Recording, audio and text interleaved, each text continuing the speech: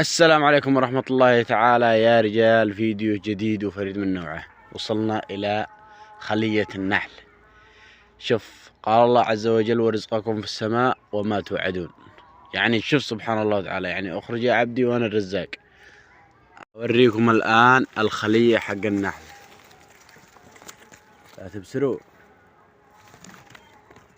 سبحان الله، هذا رزق من الله عز وجل، رزقي. فعلى جميع المشاهدين للفيديو أن يسووا إعجاب واشتراك في القناة.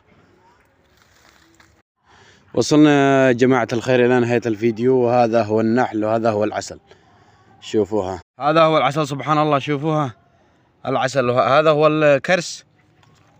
شوف سبحان الله، وهذا هو العسل.